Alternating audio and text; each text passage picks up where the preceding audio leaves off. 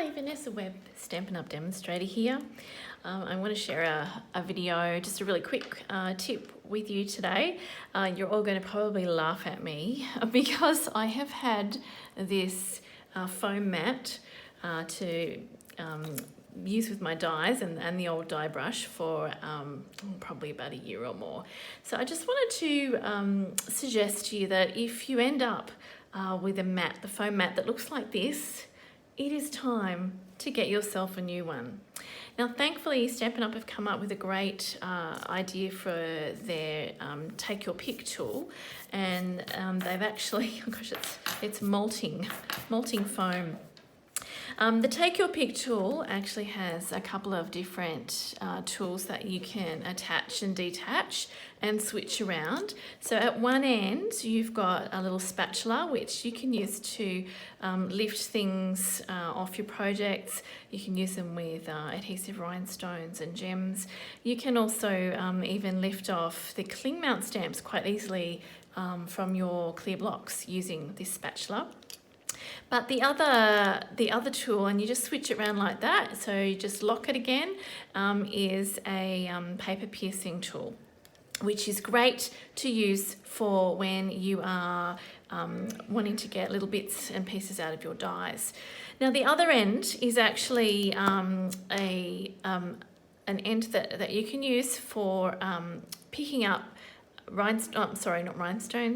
sequins and buttons and things that might tend to be a little bit small, and that little bit of putty right there is super sticky, so you can actually just come and pick up your bead or whatever it is that you're wanting to apply to your project quite easily and then pop it down again. You can also apply glue to whatever embellishment you're using. But if you unscrew this, it actually leaves room for you to screw in another attachment. So here's where I can show you what the new Take Your Pick die brush tip looks like, because it comes in this box. So you're not just getting the die brush tip, but you are also getting a brand new foam mat.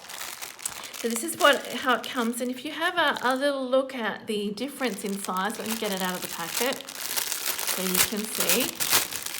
The difference in thickness between these two is, oh, there's actually two in there. Well, what do you know? There you go. I thought it was an extra thick mat. But as you can see, they're fairly similar. I think the foam is a little bit denser though. So if you're using it with your die brush, and plus the fact that you've got an extra mat in there already, so you've already got a spare one, but it's great to have a couple on the go. I actually have one on my work table as well as one over near my big shot as I'm cutting out my dies. But this is the new die brush, and if you compare it with the old die brush, I don't know if you can see that, the metal that goes through the brush is actually a little bit thicker, so I actually think it's a better quality brush than the Sizzix one.